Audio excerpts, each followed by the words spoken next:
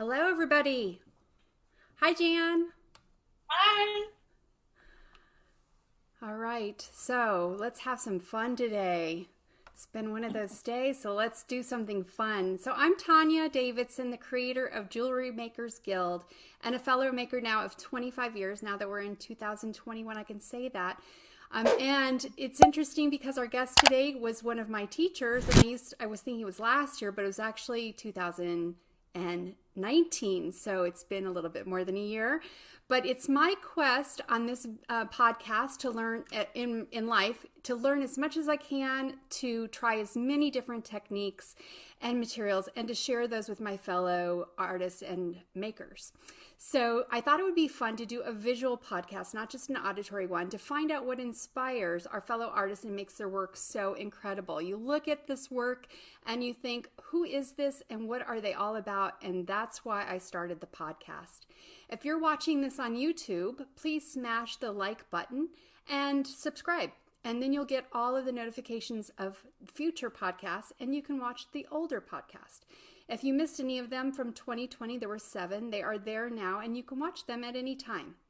Please help me welcome to my podcast, Jan Harrell. Hi, Jan. Hi. Hi. Hi. So for those of you who don't know Jan, let me introduce her. She is by far the most amazing teacher. She will invigorate you. You'll never have a dull moment, and it will be the most exciting light your hair on fire time for however many days you have with her. But Jan has been involved in the enamel medium for over 40 years. She received her BFA in jewelry and enamel from Texas Tech University. After raising her family, she resumed her studies at the University of Houston, where she received her MFA in sculpture in 2007. For the last 28 years, she has been the enameling instructor at the Glassell School of Art, the teaching school for the Museum of Fine Arts in Houston, Texas. Jan exhibits jewelry, scale, and small object work nationally and internationally, and has been the recipient of many awards. And you can see those on her website, which I will make sure you have. Her work is included in several books on enameling and metalsmithing as well. You can view her work on her website and find all of this information at Jan Harrell, Harr, 2 R's, ELL, 2 L's.com. So make sure you spell that correctly, because I know there's another Jan Harrell that I was searching for. In the bottom right-hand corner of the screen below, you'll find Jan's website and social media pages. So make sure to check those out. And I will also post in the comments at the end of the podcast all of this information and her contact information, and even info on where she will be teaching, because she's doing some exciting online classes that you won't want to miss. Thank you for joining me today, Jan. It's so great to have you here. Yes. Yes. A great way to start the new year with. Yes, and I know we have the oddest timing. So I booked you for the election day, and then I'm like, okay, everyone's just chaos, so let's redo it. And then we picked January 6th, and I don't think either of us thought about what January 6th was. So, but you're my first. You're starting it off with a bang, and we're gonna have a great time. And everybody needs a little distraction anyway. So this is great. Yeah.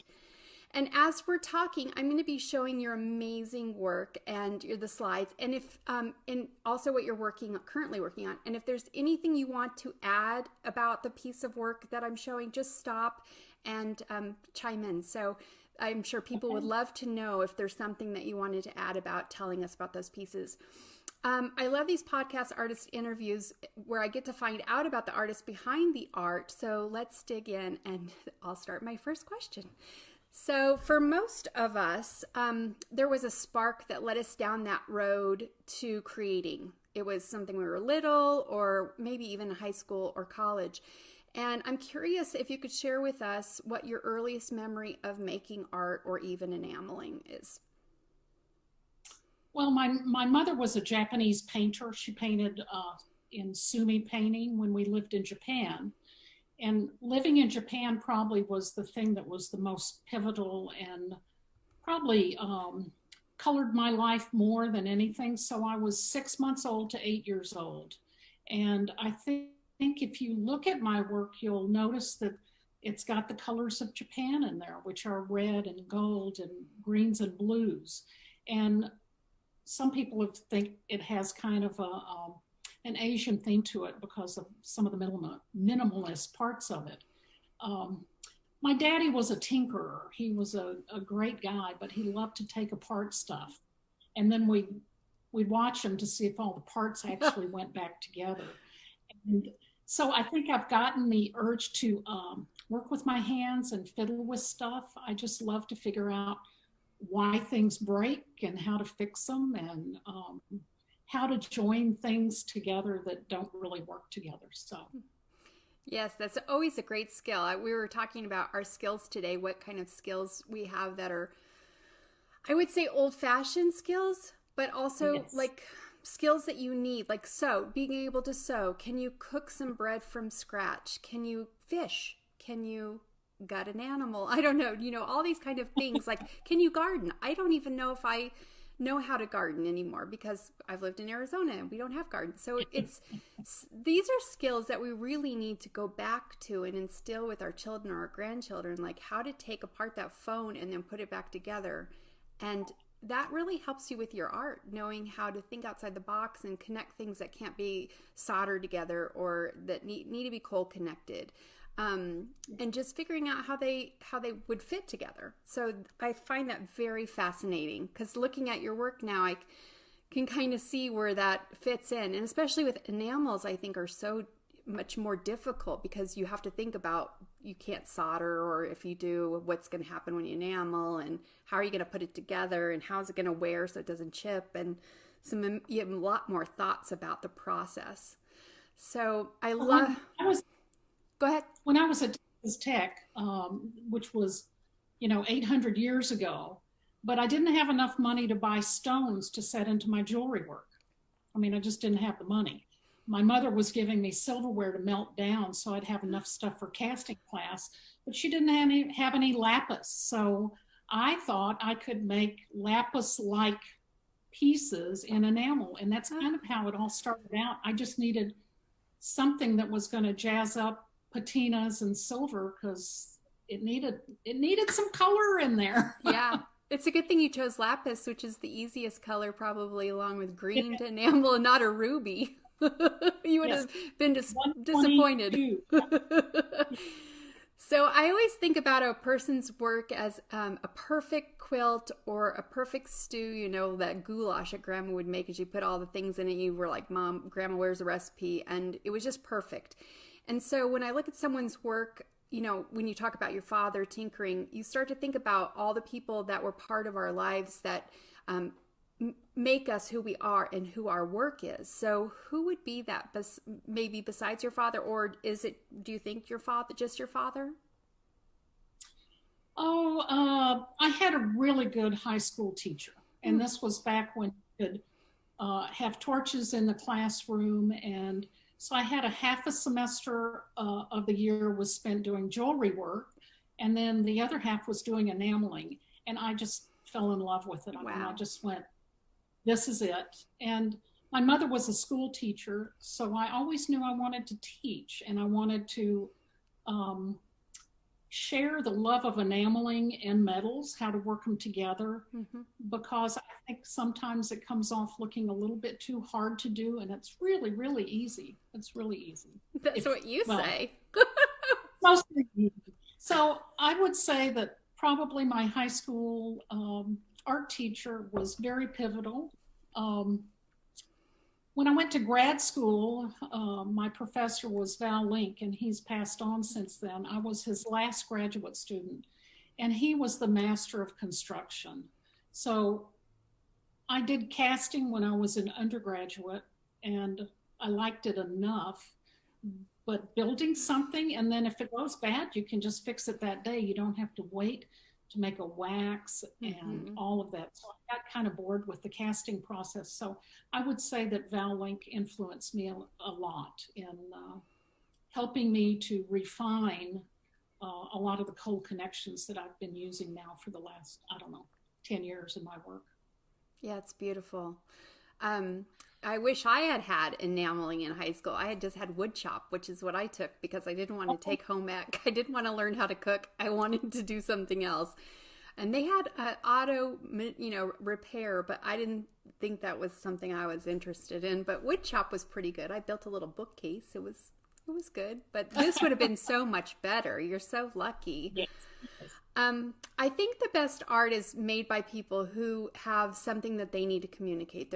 They have this driving desire to communicate or leave their mark and express their stories.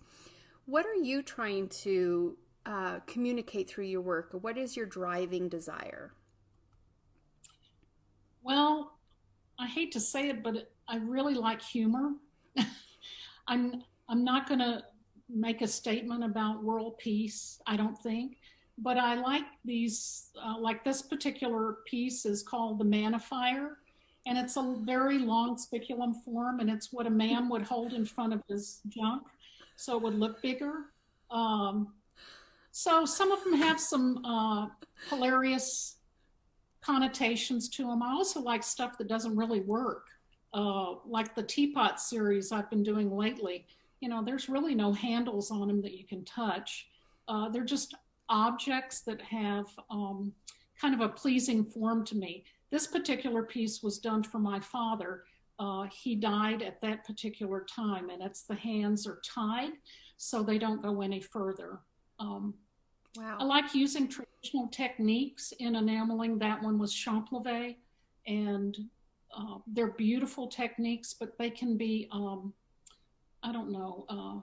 taken to a different level and be a little bit more fun. These are candle snuffers that snuff candles out, and they're just kind of bizarre. This was a commission piece, and I had a great time doing some of these. So these pieces are very, what's the word? What am I trying to say? They evoke a conversation. Like somebody must ask you, well, where's the handle to the teapot? Or like, what is this? And why is it this color? Or what are all these connections for? And I think that's really important, that you want your work to have a conversation, or to be someone ask you about the piece or the materials. And that itself is a story, because it leads you to, or maybe they can make up their own story about it, but it's very clever, and it's fun to have humor in your life, especially with art. So I love that. Very colorful, which is the greatest thing about enamels, is being able to add in the color. A student asked me a long time ago, where do you get your inspiration from? And I've been doing this for a long time. I don't think it came in the first 20 years. I made stuff that was pretty. Yeah. I made brooches. I made rings. I made stuff that was really pretty. And then all of a sudden I had this idea for these Icarus type pieces, and the faces in them of these birds. And then I went off, and the last couple of, 10, 15 years have been the series that's called the Muse. So I like making stuff that's big. And when you make a ring, people can't see how good your craftsmanship is. Right. Yeah. Because it's small. Right. And they usually put this behind a case. Yeah. So nobody gets to see that I'm a really good craftsman. I'm not bragging. It's just what it is. So if I made a ring that was this big and it didn't have a vitrine over it, you could look at the work and you'd say, boy, she knows her stuff. So the Muse series was hyper large pieces. They, like this plate, this is the kind of plate that the Muse would eat on. And they were fruits that would be cut in half. They would be very ripe. She would bite into them. The juices would flow down her bodice. She's a wild and crazy lady. So I made 3 series of work about her. One was called The Banquet, had plates in it. The other one was Vanitas. It was her vanity group, and I did those for a 2010 SNAG conference that was in Houston that had tons of pieces in it. And then I was asked to do something at the Mesa SNAG conference 2 years later. And those were called offerings. So how would you lure someone, how are you going to sweet talk this woman? Well, you got to give her gifts. And so the gifts were one part of it, and then kind of the wrapping paper that it came in. So those kind of had two parts to them. And I don't know if the muse has quit talking or if she's moved on or I've said enough about her, but I'm on these teapots right now. So you think maybe this might be the end of the muse, or this is the muse is the beginning and that was the end of that series? Well, I don't really know. Every once in a while I'll find some piece of a found object or rusted something, and I'd say, oh, this would be really great for her to have this thing. So I don't know. Never say never, right, Tonya? Exactly. And every life experience we have changes our work. So I think as you get older, you have even more ideas and more things to say through your work than you did when you were. I think when I was 20, I was trying to think, okay, what am I going to make? What pretty things can I put together? And now I have so many things that I want to make that I just don't have enough time to make them all. Right. So then I have to get really picky. But so along those lines, I think for a lot of artists, there's two primary artists. One that they make something and they really don't want to get rid of it because they get attached to it. And then there's another type of artist who for them it's about the journey and the idea and the story. And then when it's done, they're ready to move on to the next piece.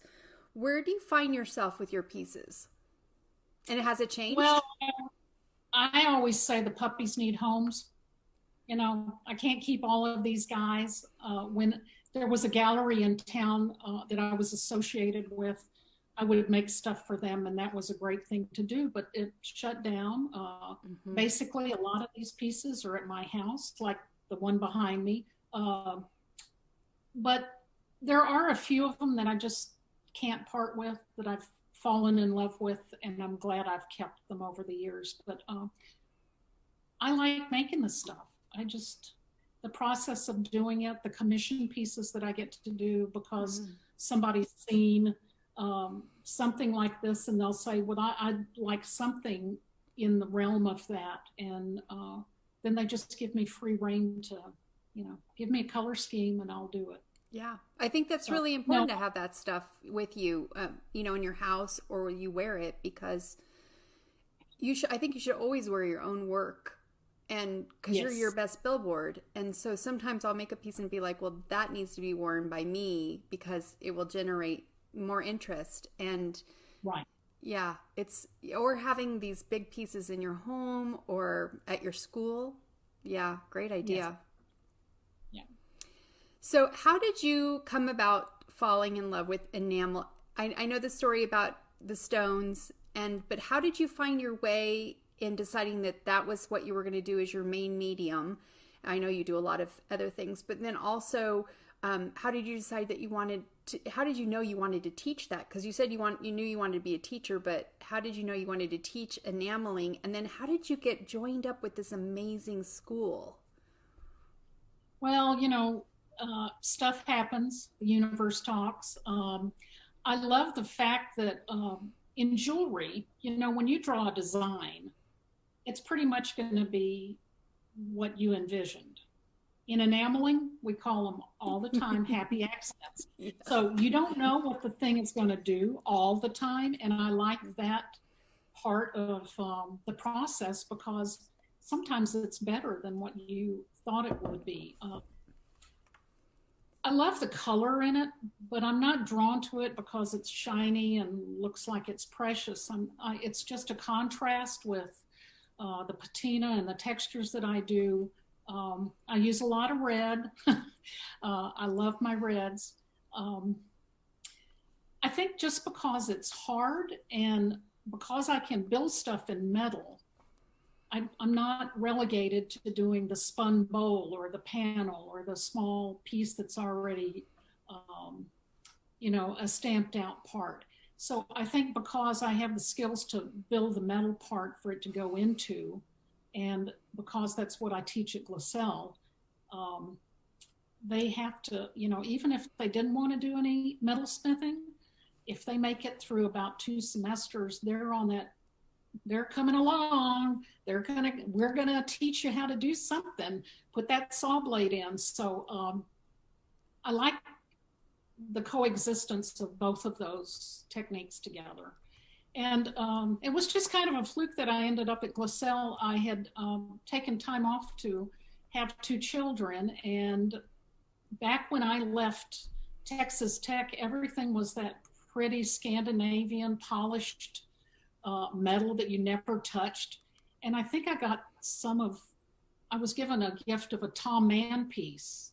And his stuff had this texture on it, and it was patinaed. And I thought, oh, what in the heck have I missed out on while I was birthing these babies? So I thought, let me go back to school. So I took my first class at Glassell just to kind of revisit the medium and kind of modernize it. And about that time, the woman that was teaching enameling was going to move. It was not the best time for me to come there. My children were 8 and 12. You know, they needed some canoodling and rounding up at that time. You know how they are when they get that age.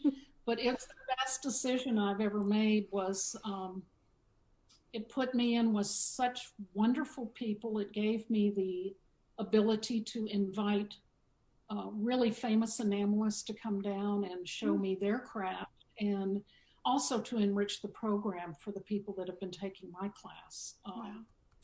Well, I've been there 29 years, and this is our new building, which was 2 years old. And we have a big campus. I think we're the 5th largest museum in the United States now.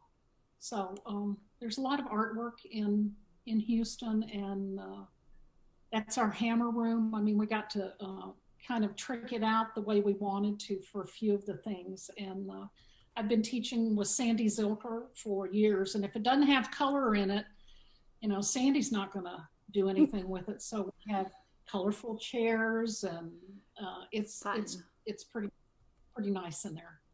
So how many students do you have at any one time? It's your 2 babies. Those are the 2 babies.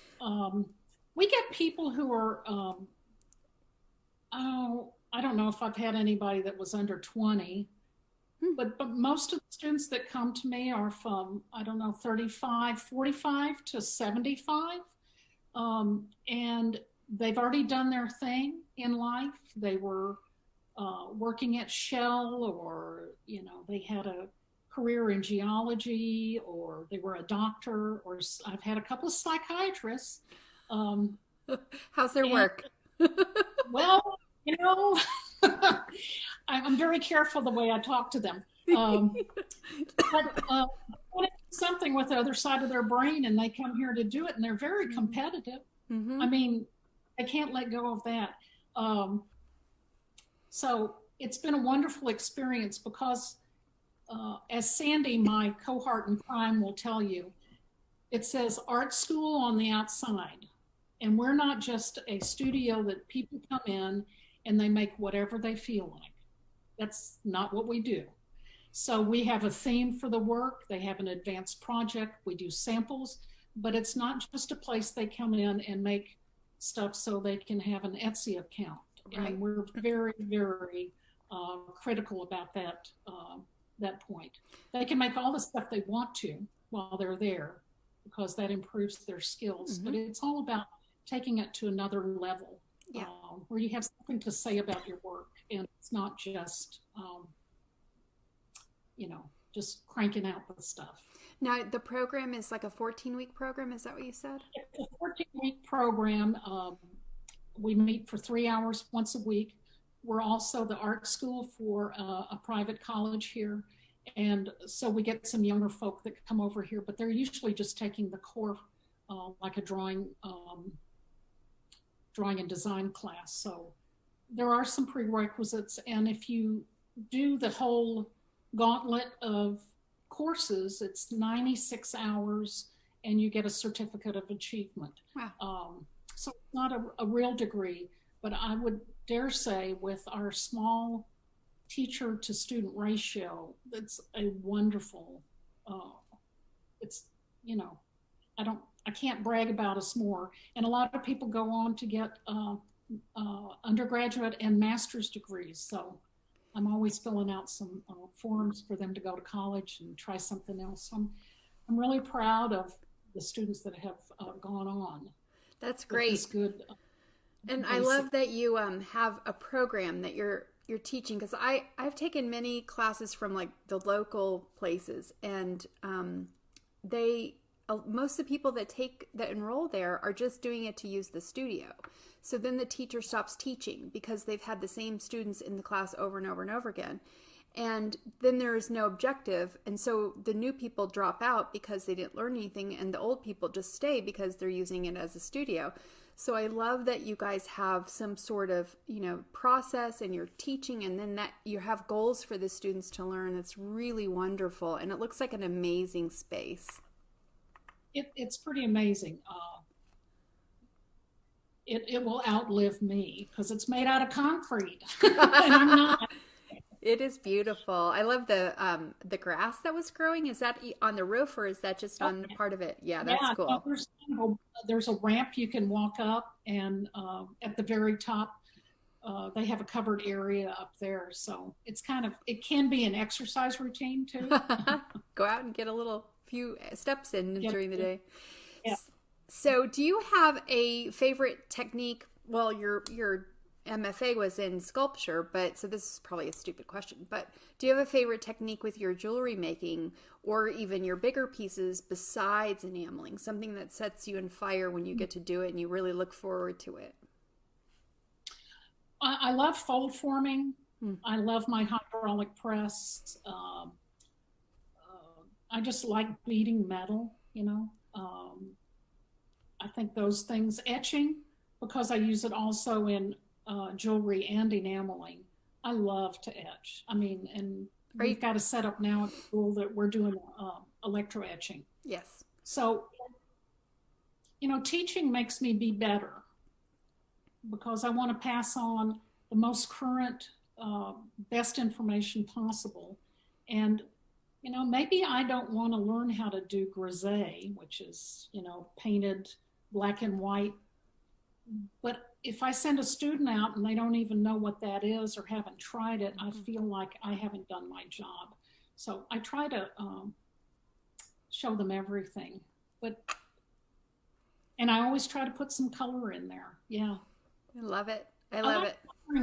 That's big, really big. I like big solder. It seems really brave, because so many of us work so small, so it's kind of scary to think about working huge. And I bet it's very freeing, though, once you get over that and you have the confidence to work big. Then when you work small, you're like, oh, this is nothing. And it's just a different process. But it would be very cool to try this. And I've never worked in metals big like this. Well, my pickle pot is an underbed, one of those plastic tubs that's filled up. And so when I'm doing these big plates, most of these are about 15 inches across. You've got to have a big pickle pot for them to go into. The things you don't think about when you do jewelry. Exactly. Yeah.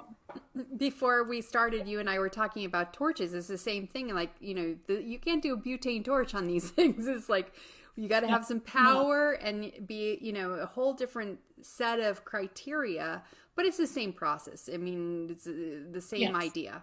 Yeah. So we had some. I make bigger mistakes, I think. Yeah. I love it.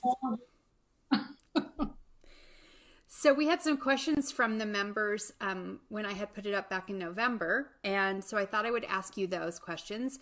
So can you give any tips on enameling with stickers? Well, I think whoever posed that question was probably thinking of decals, which is kind of been the hot trend for 3 or 4 years. And, there's people that are teaching workshops in that. It's a great technique. You have to have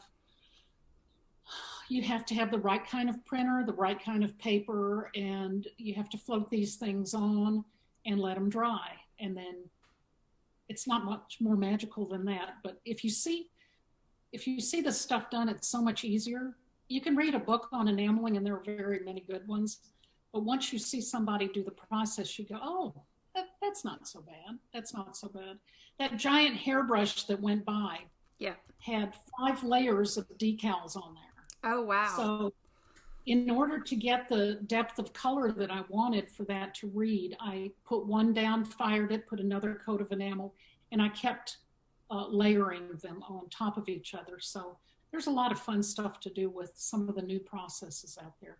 That's a class that I took with you, and it was there were other things that we learned too, but it was so freeing just to play. There was like no wrong thing that could happen. There was only happy accidents. And Yes. I came out of the class with just a rejuvenation about getting in my studio and playing with metal. It had nothing to do with enamels. So I encourage people to step outside their box, because when you try something, I had done enameling for many years and then had put it aside, and someone had signed up for your class and wasn't able to take it. And she called me. She's like, "Do you want to take it? It's in your city." And I'm like, "Sure." So I just, the next day, went to the class. And it was so great and it reinvigorated all of my work. So I highly recommend that. And that you're teaching it online now. So it's so easy for people. They don't have to pay for hotels or travel or anything. Just even if they don't do that technique, the whole process of going through your class is really wonderful. So I wanted to encourage everybody to think about that, to try something different that you normally wouldn't put in your work. Or maybe you're not even going to put it in your work, but you try it because it opens so many doors. And those decals were fun. They were a lot of fun. Oh, they were. That was a great workshop. I mean, we had such a level of different people in there, but I love to see there was someone in that class that was doing production work, and she was making these little birds that were about this big. And all I could think of was, how can I make this faster for her? This is crazy. She needs to have a pancake die, and then she needs to put the decals on, and then she can paint. And it just drives me nuts when there are things out there available to us. Somebody told me this once, and I thought it was such a brave thing to say. He said, people need to use some of the more modern techniques. There are none of us that sit around and sand an edge with dirt. We have a file for that. Right. There are glues that are much better than the glues we had 20 years ago, and they serve a purpose. Yeah. When an enamel goes on the wall, I can draw on it because that's a pencil. It's different than a wearable. So you have to be able to break some of these rules that you think are hard and fast to get some joy out of this. It's all about having a fun trip. And you don't know what you don't know until you know it. And taking a class from somebody like you who have tried all these things, and you saw her struggling and said, "Oh, I can help you make more money, make it faster, make more work." And she would never have had that if she hadn't taken a class from somebody who has tried so many different things. So I think people miss out. They think, oh, it's expensive or whatever, but it's actually now cheaper than ever has been because you don't have all the other expenses. No, it's pretty ridiculously cheap. I want to take many of these from just watching them. It's like paying for pay TV. Yeah. You don't have to do the stuff, but watching it. And if you pick up even the really fabulous people that are taking my class, that I look at the list and I go, what am I going to teach them? There's always one thing. And when you get to a certain level of knowledge, one thing is really important. Like on your video where you show the pouring pickle on that soldering pad it's just like, wow. So, $125 to get one thing in this life. I think that's pretty good. I spend more money on that on tequila. So another question was, what are your thoughts on torch-fired enamels versus kiln-fired enamels? Oh, I love them all. There's certain techniques that I do with a torch. I think if you want repetition, if you're trying to do a 12 of something and you need them all to be the same color, unless you're really good with the torch, you're not going to get that, the ease of doing it, I think, is why I like a kiln. You're kind of restricted to the size of the piece you can do. You can put bricks around the edge, you can put a can on top. and you can get a couple of torches on the bottom, but you're never going to be able to do a 15-inch plate. Yeah. I mean, it's going to happen. So for me and the size that I like to work, a kiln is really imperative. But if you're just doing jewelry scale pieces, it's great. And when I'm testing a color, I'll go in torch fire it because I know exactly what I'm going to get, and I don't have to wait for a kiln to heat up. And you know, one of my good buddies is Jan Harrell. She's the queen of torch firing. So yeah. So any tips along those lines of working without a kiln or building your own kiln? Any tips for that? No. I like to buy my things and make my art. That's been my classic line. I wonder if that question came from a man, because men love to make tools. I think women like to buy tools. Well, when I was in grad school, my professor, Val, just loved to make stuff. And it's just like, oh, you know, give me that. I'll just buy that and start working immediately. I did have to do a whole semester of chasing and repoussé tools with him. And, you know, sometimes you have to sit down. Yeah. Yeah. That was useful. You know, yeah, it was useful. Yeah. So a more advanced question that we had, which is our last one, is can you share any tips about enameling 3D shapes? Oh, I'm teaching a class on that. Where? A plug. Pocosin Art Center. I've got one that's already full and one that's coming up, and it's called 3D enameling. Great. There are so many things that I didn't think I knew until somebody asked me a question, and I thought, wow, don't you know how to do that? And, you know, how to straighten a form, how to go in and out of the kiln. There's a lot of how to use these different sprayers to hold the enamel on the edge of a piece. Yeah. So if you're doing a spiculum form and those grains are going around and around, you got to get some glue in there. Yeah. So I go over kind of basic enameling on all of them because I pick up new people and they need to know there's like, you know, there's the basics of enameling, and I teach that too, but you get a little bit of that. But 3D forms are challenging, but my goodness, they're just great. Yeah. I mean, they take up space. Yeah. Anything that's 3D comes to life, doesn't it? It just talks to you more. So tell me what is on your bench now. I don't know that picture. I'm not sure if it's supposed to be there or not, but is it? It can be.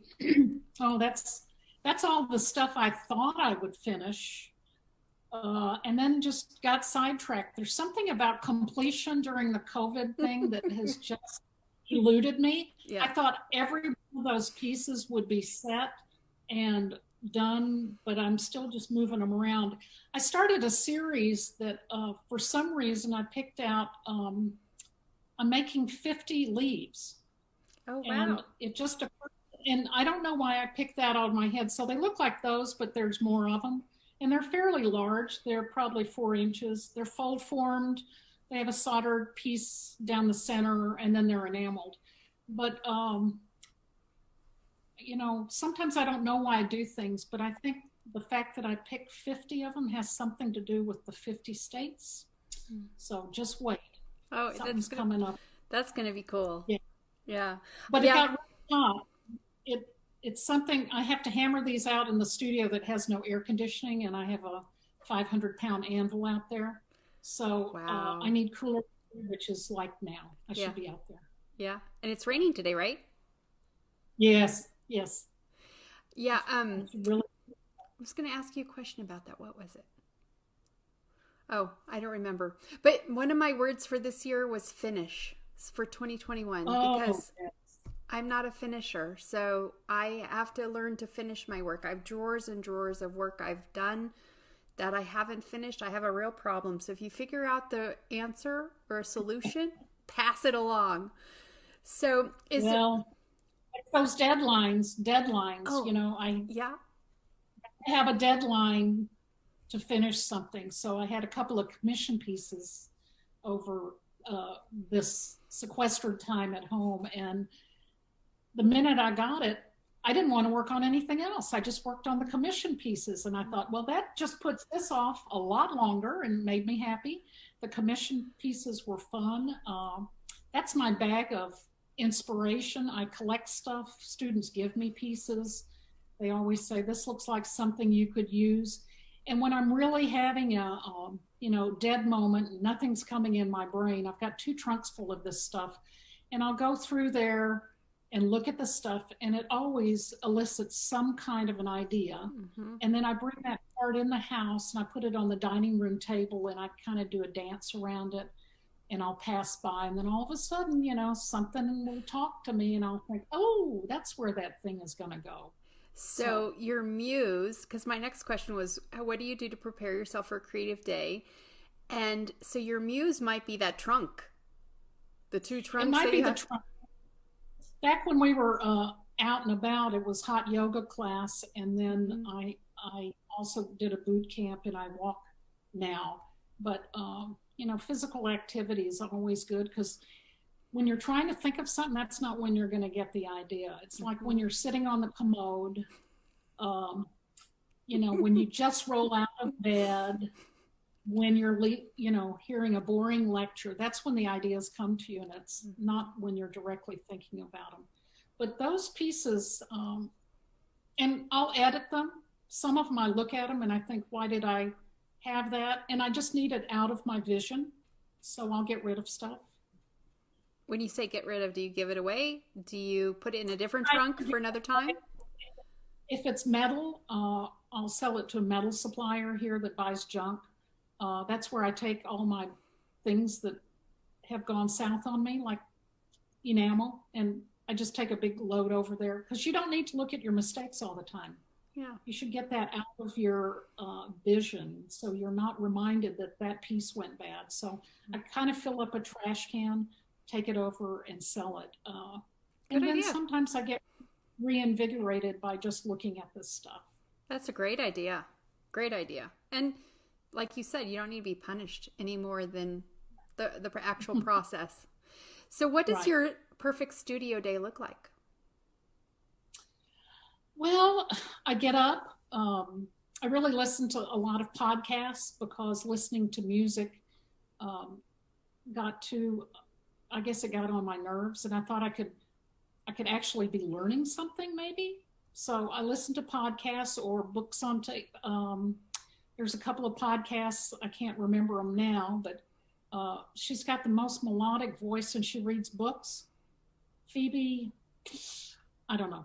And it's just wonderful. And it can be 20 chapters long, and you go out and walk and come back. And I like to just come back in my grubbies, don't take a bath, don't shower, just get out there and get dirtier. So that's kind of my perfect day, and not having to think about making great meals or going grocery shopping. So these are the part of the leaves that I've started, and I count them every single place that I put them, because I don't want to lose one of them, because then you have to get it all caught up, and then some of them look like burnt leaves. I've taken a settling torch and cut holes in them. Oh, wow. So perfect day is kind of just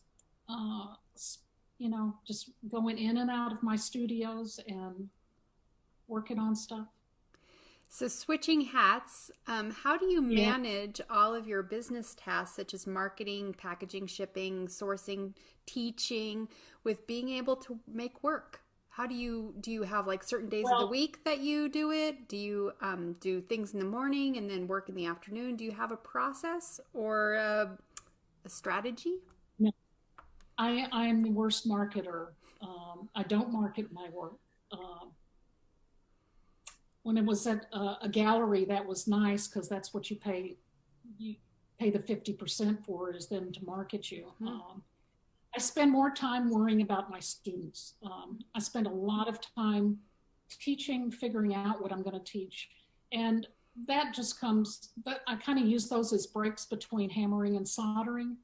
But I'm terrible. If I didn't have a wonderful web mistress that put my site together, that's one of my students, Teresa Rubino, who post stuff on there. She said, "Oh, Jan, we're going to make this site that's so much easier for you.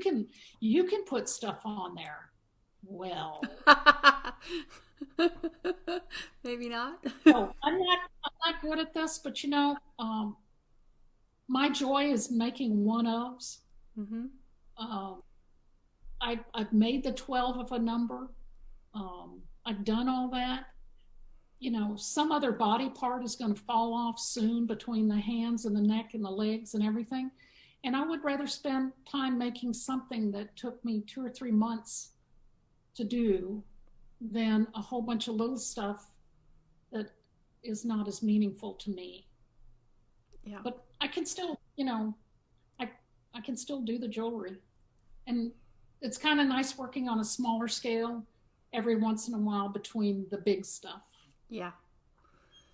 So do you have, is it that you don't like to sell and market, or you just would rather have somebody else do it? And then what methods do you use for selling your work? Or you just hope that you get commissions from people that see your work and know of you? Do you have any advice for people who are starting out selling their work? No. No, I'm horrible. The commission jobs I get is because somebody knows my work and they just say, do one of these. The major pieces that I've sold out of those 3 collections of the Muse are either owned by an enamelist that knows how the process is done and appreciates the effort involved. The collectors that I have are the Enamel Arts Foundation. I mean, that's when I died and went to heaven is when they bought 14 of my pieces. Wow. Over the course of 3 years. So that gave me a lot of validation. I guess I just don't worry about it very much. I'm not getting rich teaching, but I have so much information that doesn't need to die with me. Yeah. And it makes this process so much more fun. Yeah. I spend a lot of time teaching. And with my students, when they start on a project, I know their level of ability, and I need to figure out how they can get to what they want to produce with what they know. And I do work crossword puzzles, but that's the best thing for my head is worrying about when I had full classes, I had like 36 students between 3 classes. So I'm always taking that information home and trying to figure out how is she going to get that cold connection on there?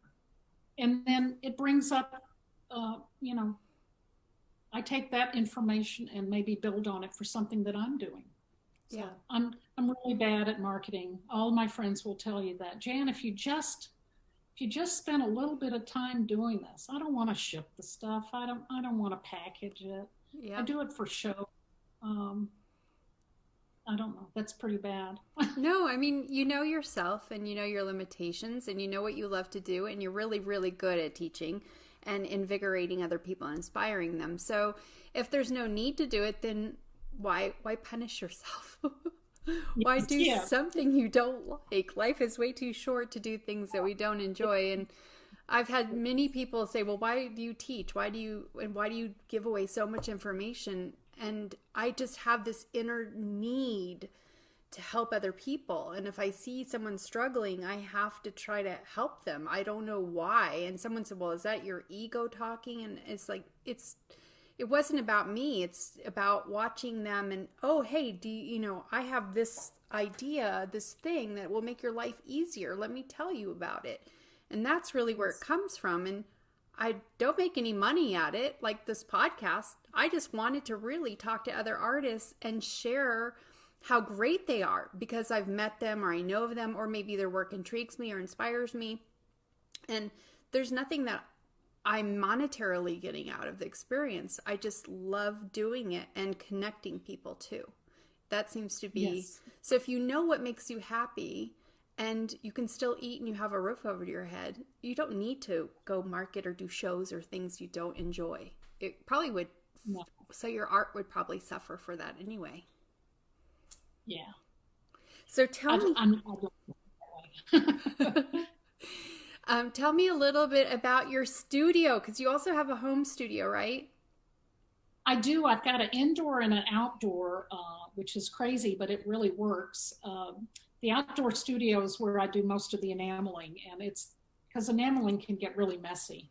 And plus, the kilns get hot. I don't want to crank up the AC in the house just so I can enamel.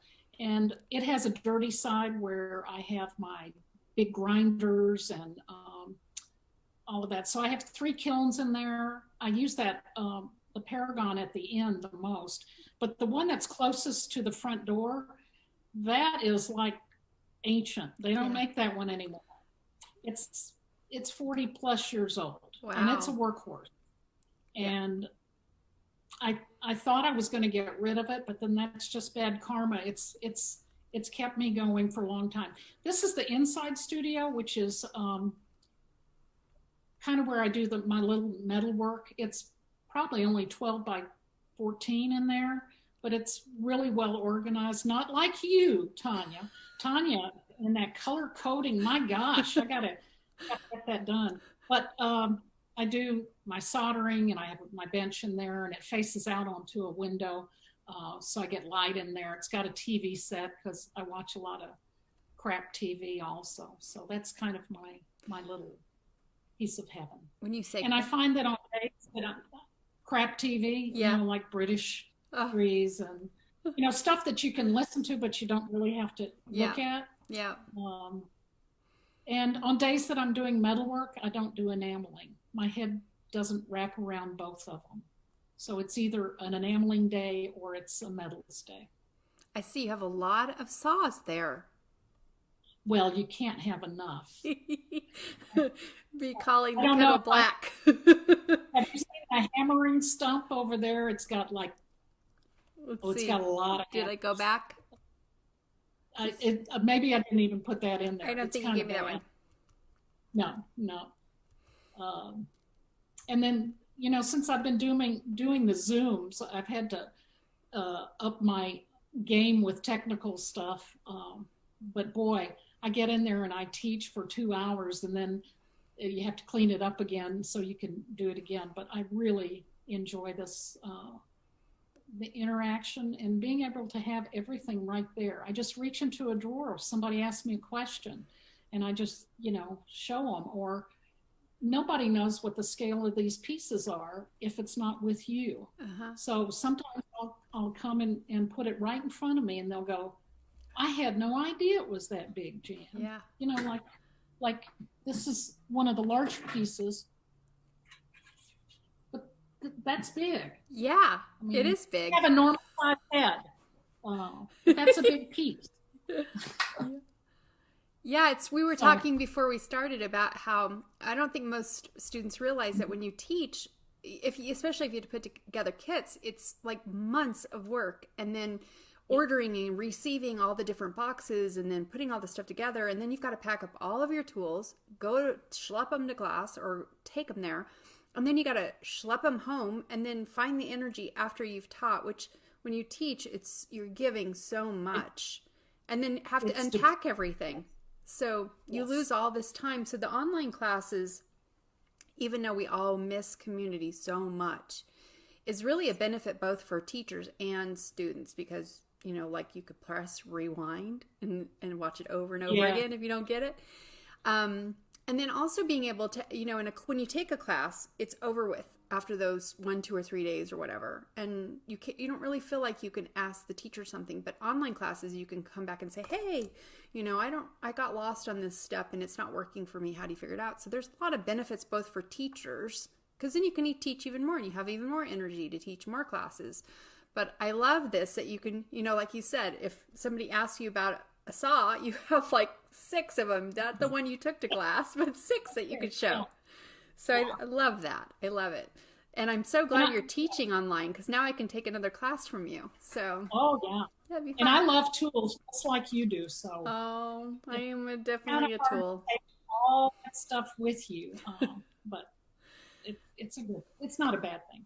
So this is one of my favorite parts of the interview. I mean, I love hearing about where you came from and your history, and especially parent and who influenced you, because that's so amazing to learn that. Because I saw your work, I think the first time at the Mesa Snag at the gallery opening.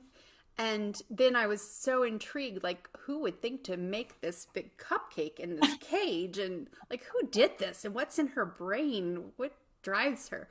So it was very interesting to learn all of that stuff. But the tools, I'm such a tool person since I sold tools for so long that I love to see, well, what does she use? What is that magical thing that makes her work so good? And, it's not really about the tools, but it is fun to see what every person likes to think is the best tool and why. So let's do the top 10 a la Letterman, what was his name? David Letterman style tools. So your number 10 were the Weber's round mandrel bale forming pliers. I just like these because I've spent my whole life with tapered round. And when you're making a bale for the back of a piece, you got to go both ways, or you've got a tapered ring mandrel. They're all tapered. Yeah. And I think these are just great. And when I started using them, I thought, why wouldn't everyone have the whole set?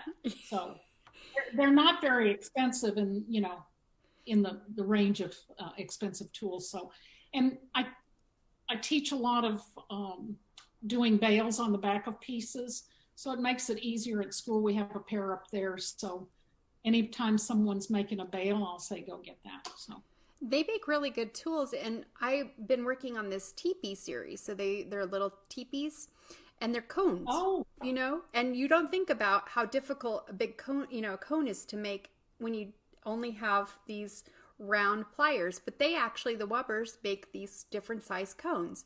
So it made the work so much easier when I finally got them. But finding the right tool to do that can make your life so much easier. And instead of spending an hour forming it, it could be 10 minutes and it's done because you've got the right shape and the right thing. So these are, the brand is a very, very nice brand to have or to know about. So your number 9 are the diamond polishing hand pads. And I must say, I don't use all of them. I just use the black and the red because I just don't need, if you've got that many, you're just going to be confused which one to pick up. So just buy the black one and the red one. And those are like the workhorses of enameling. When you grind with diamond, it doesn't put junk back into your piece. You still have to clean it out, but it does the edges. Sometimes I use it on my fingernails and the back of my heels and my shoes. Really I never good thought about it. Yeah. I always look at them like they're so expensive. I can't use them except for when I need to. But when you say it like that, just use it wherever you need it, and it works. Yeah. So I'm fascinated by your number 8, which is the Fordham Angle Grinder Attachment Kit. I saw this at the Tucson Gem Show last year, and I thought about it. I'm like, oh, that looks really handy, but I don't really know what I would use it for. So what do you use it for? Well, it's kind of the medium between my huge 4-inch Makita grinder that I use for a lot of my work, and then the smaller, just my regular Fordham. So I love this particular flap. In fact, that's the only one that I use on there. Oh my goodness, you can run that 220, or they come in a bunch of grits on the back of a piece, and it'll grab patina like crazy. Really? Yeah, and if you have a soldering error, not that you would, Tonya, but you can just grind right over it, and then you make the whole back of the piece look good. It does help to have a dedicated flex shaft just for that, because it's a pain to take that on and on. But I keep it on. I love that thing. It's crazy. I don't use any of those other things. I don't even know what they're for. No, but that flap wheel, it's the bomb. Yeah. I might have to try it. And I have this thing about buying, when people put up Fordham flex shafts on the used stash, I already have like 4, but I just can't help myself because I'm like, ooh, I can hook that up to my Kate Wolf belt sander and I don't have to ever unhook it, and I can get one over here and one back there, and it becomes a real problem. Wow. I don't buy shoes or purses, so I guess it's okay. So your number 7, I love this. This is probably one of the greatest things in your class that I learned was this tool. Yeah, I just love this thing. I've got a compressor. I could put another sprayer on, but the only bad part is over the course of the last 20 years, they've made that little nozzle where it breaks off pretty easily. So it's not as sturdy as it used to be. I had one that lasted for 10 years. No wonder they took it off the market. Yep. They weren't selling them. Then you don't buy more. Then I always buy the compressed air at Costco. You never need to buy that compressed air again because you get more actually in the Costco. But I love this thing, but we're trying to get a little bit more eco at school. And so we've used these little aerosol fine mist sprayers that Amazon carries. And that's what I'm asking people to get for workshops. They work pretty well. And if you clean them up, they do a good, the nozzle doesn't get clogged. But boy, if I'm working on something big, even pressing a nozzle that many times to get one that doesn't have the aerosol on it gets kind of on your last nerve. This one you just spray and sift and spray and sift. Nice. Your number 6 is 3M radial discs, the 3-inch ones, and those are great. Ugh, I love those. So I have a buffing motor, so I use the 3-inch ones, which are great. But then I have all the way down to 1-inch for flex shafts, and I don't buy all the grits. You know, that's a pack just because it looks pretty. But I kind of use that. I think they're calling that red, but that looks like brown to me because I know what red looks like, and that ain't it. The white and the yellow. I kind of use that top row. Yeah. And then good enough. Yeah, those are great. And especially if you have texture on your piece, you know, you want to keep the texture, but you want to sand and finish it. Those are about the only thing you can use that will, you know. Well, and it doesn't hurt enamel. So if I have enamel that's just on part of a surface and I want to clean the copper next to it and get it really shiny, that's what I use. Now, when you do that, do you start, because the yellow is like 80 grit, and then the white is 180, and then it goes to 220 with the red. So if you have the copper? I use the 220 most of the time. Okay. And that's the one, we only buy one for school because if the jewelers get a hold of it, they put compound on it. So I have to hide them. I've got to hide them because they'll be in there with their triply putting it on there and say, oh no. No. Or they put them on wrong and they go. Yeah. Oh, yeah. Like you pet a cat the wrong way. Yeah, it's bad. Doesn't make anybody happy. No. Your number 5 is the 1-inch by 30-inch belt sander from Harbor Freight. Yeah. I have one. I have 2. Yeah. One here and one in Montana. But yeah, they're workhorses. Yeah. And I think the very first one I owned was called the Zippy Sander. And so when my students know that I'm talking about the Zippy Sander that's in the other room, but it's not called Zippy anymore. But it's this new name. It works. Yeah. Your number. I use that at eye level. In my studio, I have a shelf. And if I put it at eye level, I can stand on this side of it and I can round off my edges while I'm watching it. It's just really great. I don't use it down, I use it up. And then I have a cup of water there. When it gets hot, I just dip my piece in the water. Yeah, they seem to, the belts last a really long time. I was surprised at the quality for Harbor Freight products. Probably one of their better ones.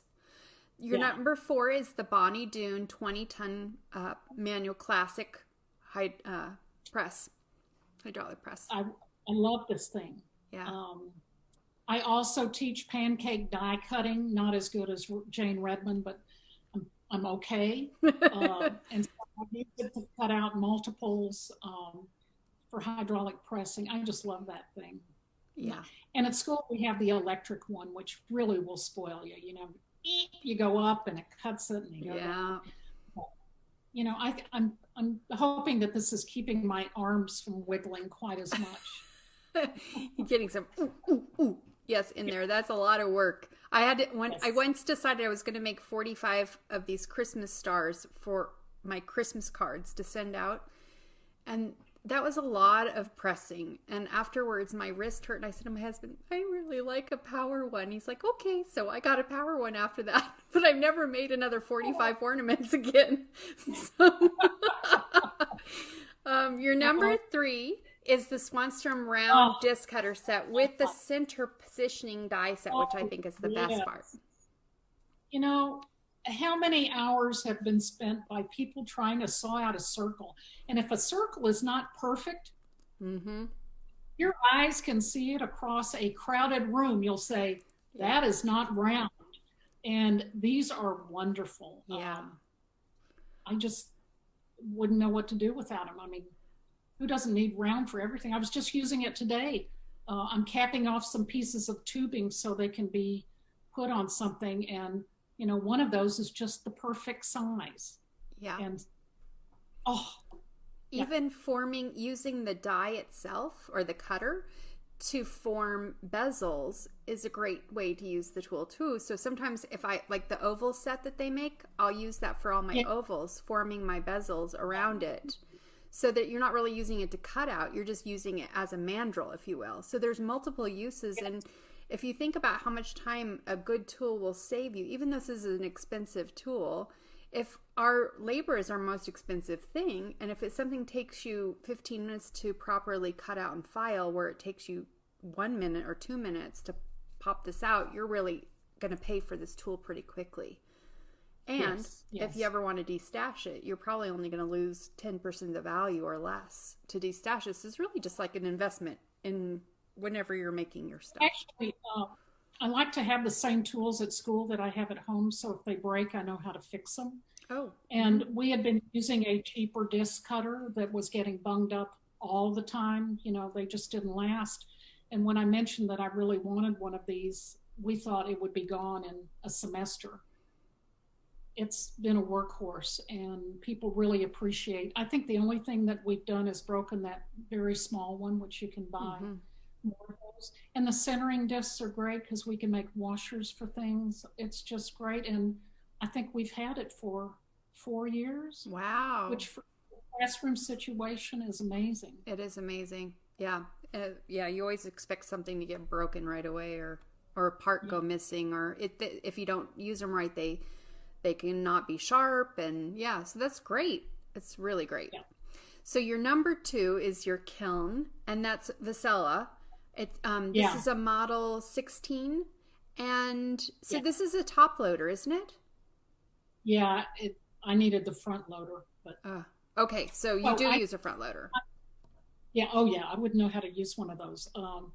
The Vasella kilns are just the best. They're just the best. When I first started teaching at Glasell, we had these horrible ones, and they had no thermominder on them. So if you walked away from the kiln, a student would leave it on, and then it would be at 2,000 degrees, and then we were spending all of our money buying new elements. So when we finally had enough to get one, it just spoiled us. And that's the 2 new ones we have at school, and I've got one here. And I've never met Phil, the guy that runs Vasella, but if I just call him and tell him I need a new something, he knows exactly which kiln I have. And it's, he'll say, I'll get that in the mail. I had a door fall, after 10 years of working, the kiln bricks were kind of loose on the door at the one at school. And he said, just put it in the mail and I'll redo it for you. Wow. No cost. That's great. And so if anybody hasn't heard of this kind of kiln before, it's a VCELLA. Yeah. And they make several different configurations. This is the wrong one, but. Yeah, I'm sorry. Maybe I got the wrong picture up. That's why I asked you, is it top loader? Because that would be more difficult to load for enamels. So your number 1 is this Proform 200 basic unit bench shear, and I would love to hear all about this one because Shears are something that people ask about, and they, you only usually know about the ones that you mostly see out there in the market. And this one, I haven't heard anybody having it before. So tell us about it. I probably had it for 25 years. And this is a 8-inch and they make a 12. It's German. They are not cheap. But you know how when you're cutting metal, like if you're just making a little bitty piece, when you put it in there, the other side comes out exactly. It's not flexed. It's not anything. And I love this thing. And the bottom of it actually has a bending brake that you can do to bend metal. But those little, the little pieces of steel on the top can be rotated 2 or 3 times to get a sharper cutting surface on them. So you're not just stuck with that one. Wow. I wouldn't know what to do with this. And I wish I'd had money at the time to buy the 12-inch because I'd be using it. I love this thing. And so I think you can buy. When you stick in a thicker gauge, or even the thinner gauge on a lot of shears, and then you go to cut it, that one side will raise up and you're having to hold it down. It's so tiny. It doesn't do that with this? No. Wow. No. Yeah. Now, for a long time, Micromark was selling the knockoff of this. I think they even painted it red. We went through 3 of them at school to think that it was going to be okay, but they just didn't last. Somebody will put something in there like 18 gauge and they'll think it's going to cut it. I can cut 18 gauge on this one, but on the cheap ones, you can't. And they get out of alignment quickly. I wouldn't know what to do without this thing. I cut something on it every single day. Well-loved tool. And you've had it for how long in the school?